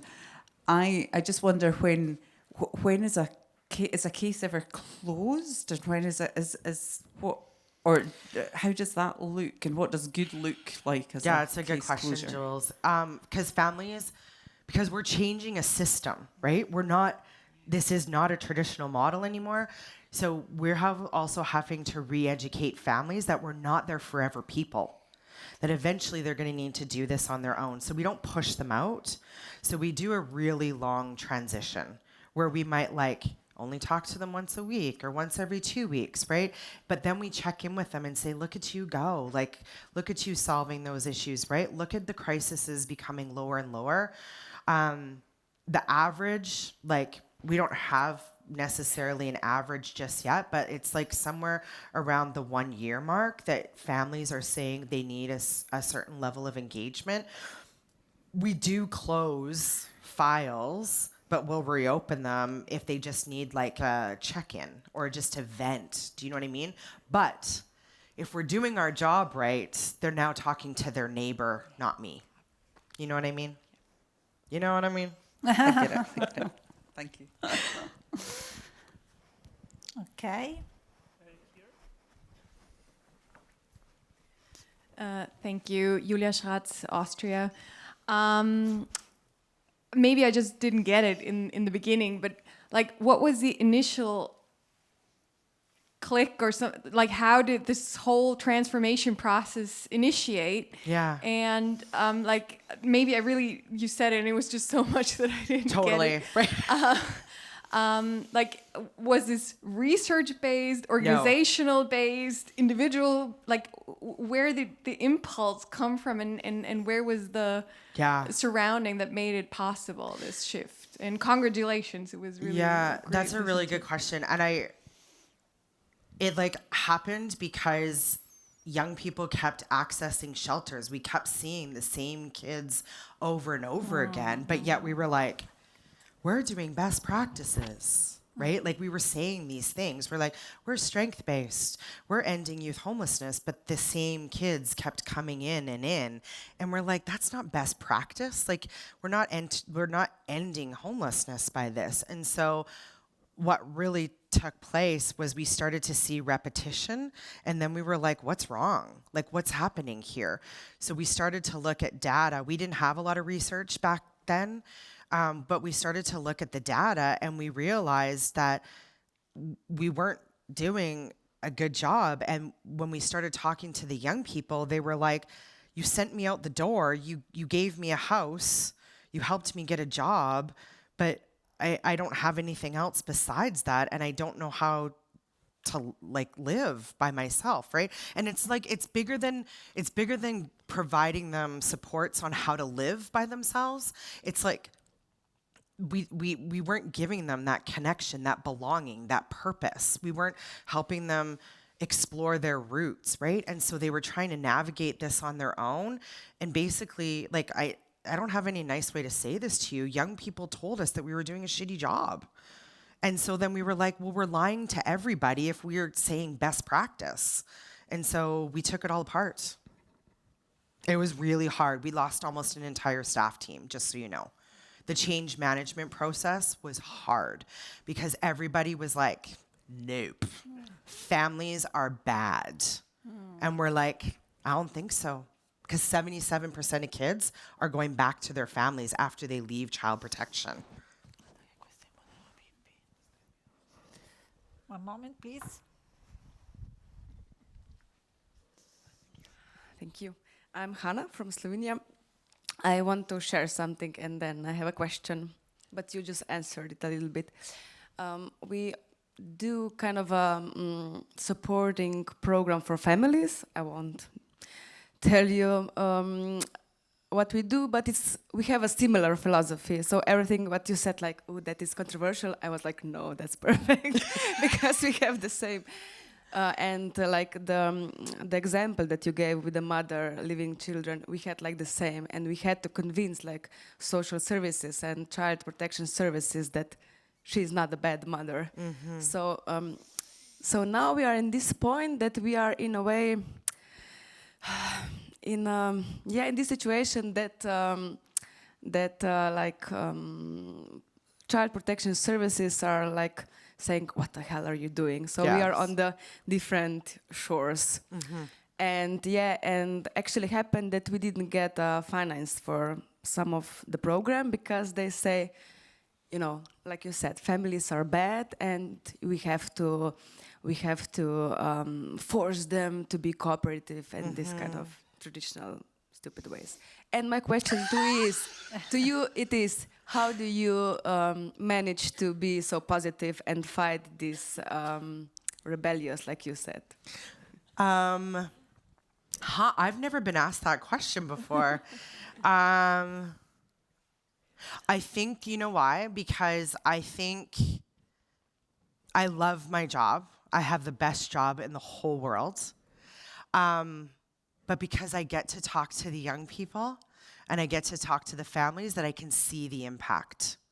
I can hear them. And I think I've been in the youth homelessness sector for 22 years now, and I feel like this is the first time that I'm listening to learn instead of listening to respond. I actually have an opportunity for the families to make change, not me to make change. So I think I took myself out of the equation and said, how can I support? You tell me what that looks like. So I think it relieved a lot of stress off of me when I started to realize that the families were an important key and that they held a lot of the answers, and I didn't have to be the one that had to know everything anymore. So yeah, But I also get to come to Sweden, so that makes me pretty happy. Well, yeah. And how did you convince to get funds for that? Because that is also our problem, you know. Oh, have you met Melanie and Steve? Yeah, okay. Yeah, I didn't do that. Melanie Redman and Steve Gates are, they're my bosses. And so they convinced the government. And then I took the money and went and... Yeah, we are also like doing researches now, evidence-based researches that is needed. Yes, absolutely. Everything is evidence-based. Absolutely, yeah, yeah. Other question? I'm afraid it's a silly question, but I can't resist. Does it happen that sometimes a young person and her parents or his parents unite against you and thanks to you? Yes, it happened last week. And it's good news or bad news? It's good news. Because that's what I want to have happen. So a mother and her daughter at one of the programs that I support, we put in place some rules to be easy, and she was like, no, and she ran to her mom's house, and we were like, you went the right direction. But yeah, so they do gang up on us, which is fine, because I'm paid. I'm paid for people to gang up on me, right? I have to have thick skin. Thank you for such an inspiring presentation. I'm curious to know if you have done any efforts to actually have a dialogue with the child protection authorities about this whole philosophy and where you are in that process, because I mean it's wonderful the approach that you have, but how can we you know, make it more sustainable by integrating it into training programs that also reaches the authorities that actually are going to work in this field for very many years ahead? That's a really good question. We're making small headway because we're really loud. Well, I'm really loud. Children's Services knows that this is happening now, and they're trying to figure out what's going on. So in Hamilton, actually, is where the Children's Aid Society they're just about at this place where they think that they want family and natural supports training, and I think that that's going to flip the way... I'll maybe email all of you and let you know how it goes if I'm still alive, because I don't know how it's going to go, but Hamilton is starting to be curious. Their Children's Aid Society is starting to be curious. In Alberta, where I live, they've got too much ego. They think that what they're doing is good. Because for Children's Services in Canada, for Children's Services to have to do something like this means that they have to admit that they were wrong. And that's going to be a hard day for them to admit that what they're doing is wrong. So, but I think we're getting closer. So, yeah, they do refer young people, just so you know. Children's Services refers young people to FNS. So they know what we're doing is working, but they won't say thank you yet.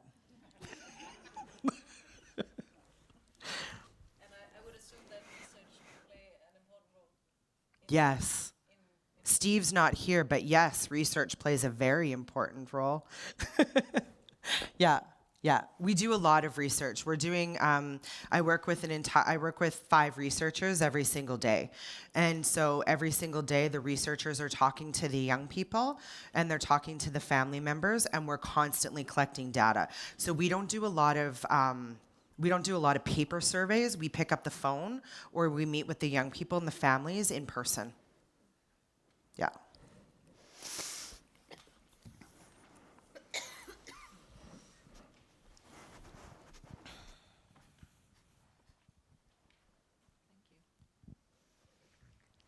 Thanks so much for the very inspiring words. Maybe a naive question, but you said at the very beginning you realized you really need to intervene early. How do you make that initial connection? Yeah.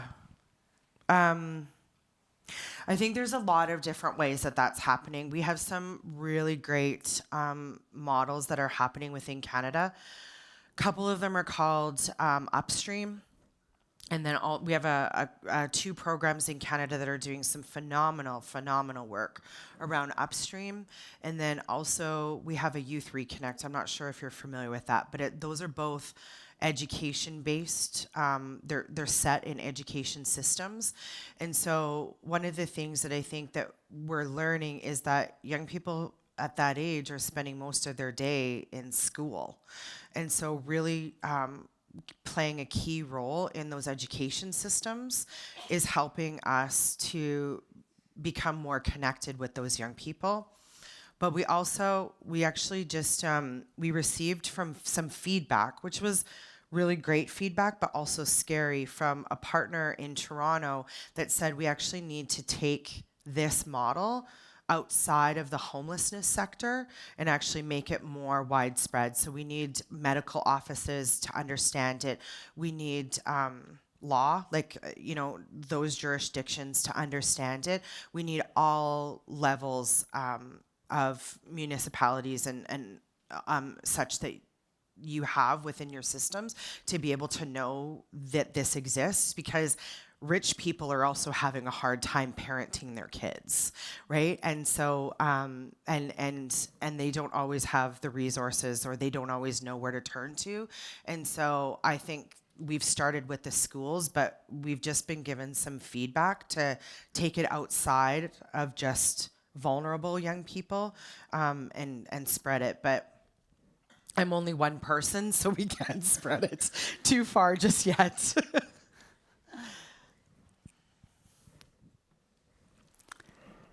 Thank you. Stop the, no, another question. The last question. It just raises, I think, a very important question when we talk about prevention in general. And it raises for me also, like you just said, a very practical problem. How to actually work without, not within this homelessness sector, but, on a more general level, and how to actually organize that practically, because how can we actually manage to gain enough resources to actually, go out in all these different environments where these hidden problems might be found, but how to localize them, how to... Have you got any thoughts on that? That's a big question. I don't... Can I email you? I would like to give it more thought, to be honest, because I think that I have lots of ideas, but I think I would maybe like to think them through a little bit, because one of the things that we're seeing is, because we're not just talking about prevention in a like, it's not just a word for us in Canada. It's the way that we're actually moving our supports and our resources forward, that we're really gaining momentum, and more people are doing it. But I don't know if we have a plan necessarily to go into, like, if I say mainstream, does that make sense? Like, outside of homelessness. So I don't know if we have a plan to do that. But I can tell you, within those two Upstream programs that we have the opportunity to learn from, is that there's a lot of parents that didn't know that resources existed like us, or like those programs. And it wasn't maybe necessarily that they ever saw their young person becoming homeless, but they were just having so much problems like they weren't attending school. Parents were saying things like, my child is lazy, they don't get up, they don't follow the rules, they're always fighting with their, right? And that just gets bigger and bigger and bigger. And finally the parents say, like, get out of here, right? And that's when it gets really bad. And so a lot of the families are just saying, like, go further that way. But I think we just need big team. Like, it just sounds so simple, but I just think we need big teams to just move that, because I think I really truly believe in my heart it's the right work. Like, we're seeing it work. We're seeing it work. So I'll email you, Anna. I'll think about it on my way home from Canada tomorrow. Thank you again. Thank you.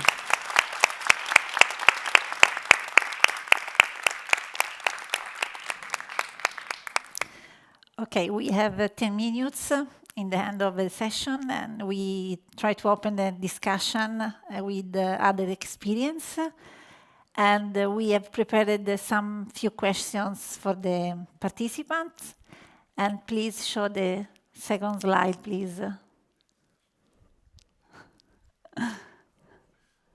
Okay, any more in the room work on the prevention and want to tell about your experience?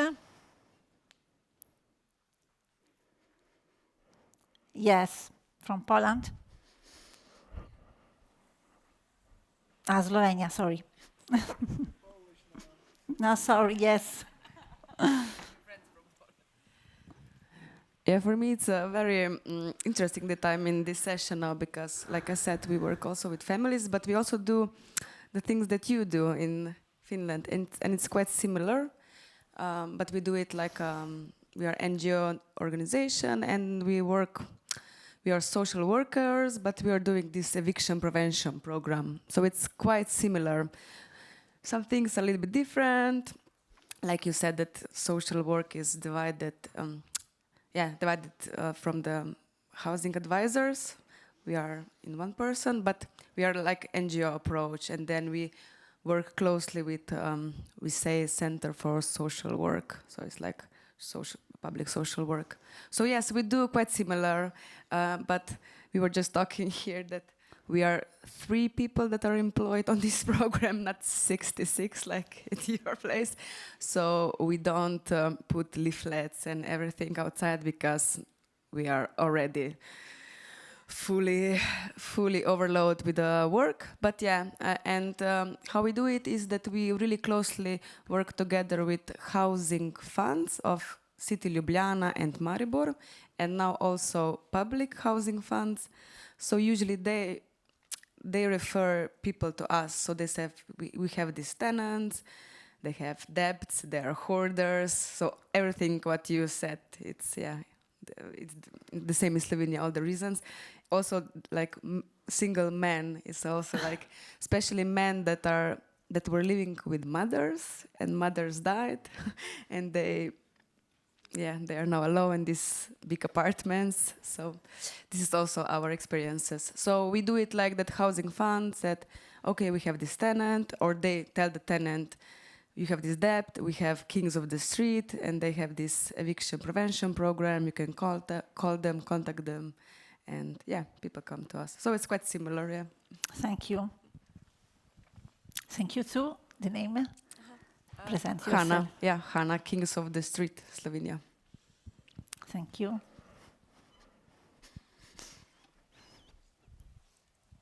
Thank you. So we're from Wales, and Wales has got we've got homelessness prevention in law. So anyone who is within 56 days of becoming homeless is legally entitled to a level of help from the local authority to prevent them from becoming homeless. It's broadly worked quite well. It's very challenging times, and we don't have enough housing, and the housing's too expensive. So it is, there are big challenges. But we have changed a lot of how we've provided. So our support services now, or advice services as they would be called in Finland, they're much more about homelessness prevention now than they used to be. And we've also got our social landlords are doing a lot more than they used to keep people in their homes. So going back 10 years, we're an advice-giving agency in Shelter Cymru, and we help people who are at risk of homelessness or facing eviction. We used to get lots of casework from social landlords, and now we get very little. And so there's been a big culture change where the social landlords are really are doing a lot of that support themselves, or they are recognizing when people need help and supporting them to bring that help in, and not just evicting. And we think that there's a lot of really good practice there, and we've got some reports on our website that people can look at. If you want to go on the Shelter Cymru website, there's some good reports in our policy library. So yeah, I think Wales has done some really interesting work around homelessness prevention. We've still got lots to learn and a good way to go, but yeah, we have made it a really central part of what we do, and especially when times are so difficult and homelessness services are so busy, we found it's been essential not to just do the crisis work, but to get upstream and do the early stuff too. Thank you.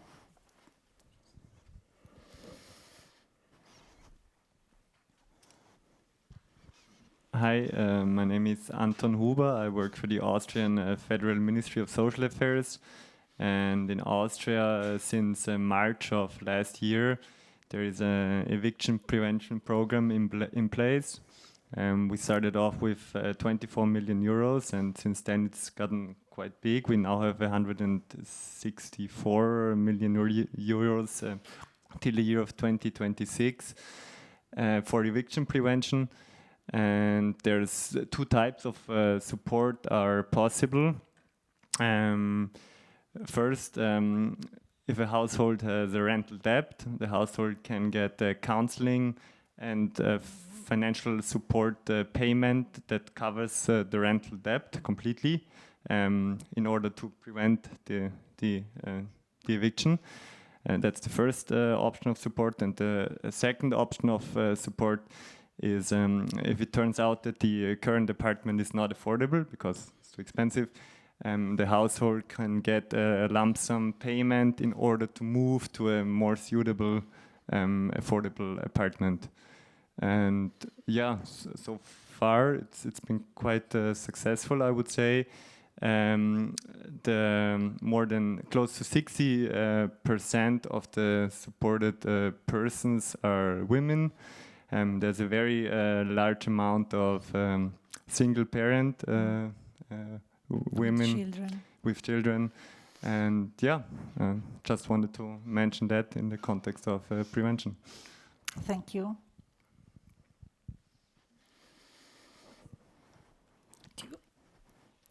Other two experience from Scotland. You've probably heard a lot from us over today, but new stuff coming up is we've got a new housing bill that's going to stage 1 in November.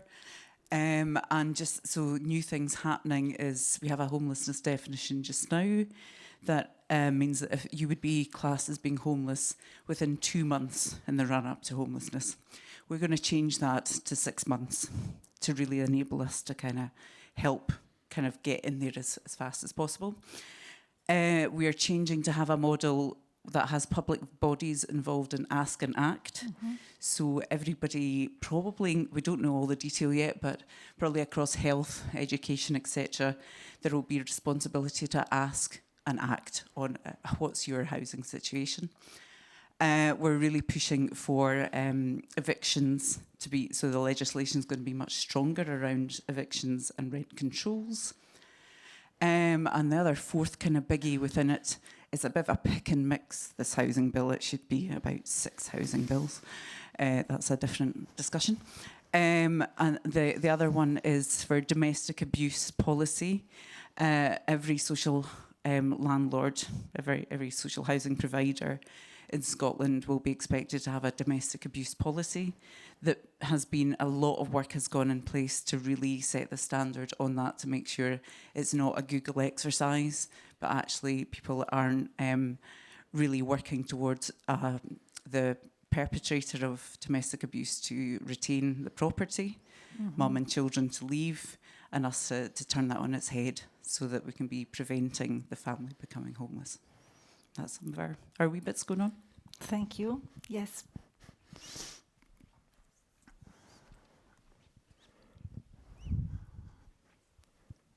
Thanks for the excellent presentations. My name is Gusta. I'm from the Netherlands. I work as the CEO of a foundation working on homelessness. I want to talk a little bit about the other end of the spectrum of prevention, and that's to build like neighborhoods around people.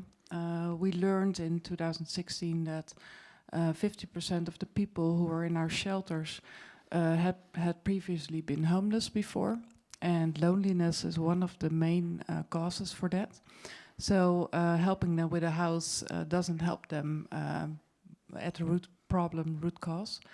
So we build neighborhoods with the social housing service, and they become mixed living projects, and we see that the success rate is like 95%. And we as professionals, I think we play a far too big role by the story of Wendy, so I'm taking that in. But it's our goal to be able to leave in like 3 years, and the neighborhood sustains itself. And it's a mix of people who choose to live there by heart, and it's people who need to live there because it's a new chance for them.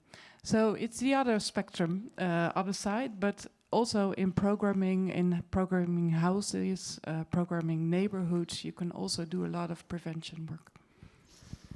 Thank you. Okay, we have another. The last minutes. The last one is from Belgium, from CAW, Center for General Welfare. We are organized in Flanders with 11 organizations. Prevention is one of our biggest topics in our offer. So we are contacted by the social landlords when there are problems or when there is an excavation. We try to prevent it with a guidance of 6 months, but yeah, we can realize a lot of exclusions, but yeah, we encounter a lot of other problems that comes with the debts or with the problems about living in the house. So after 6 months, we can save the house, but we have to conclude that there are a lot of other problems behind the first demand of the people. Some years ago, we did an impact surgery to see how we can manage it, how good it is. So yeah, we try to make it better, but it's difficult because yeah, there are a lot of other problems. It's only the top of the iceberg that we see, and then we have to look for other solutions. It's not every day it's a easy. challenge. Yeah. Okay. Thank you. And it's enough, I think. Yes, we can conclude the session in 5 minutes delay. Okay, thank you too much to the speakers. Thank you so much. And thank you to the participants.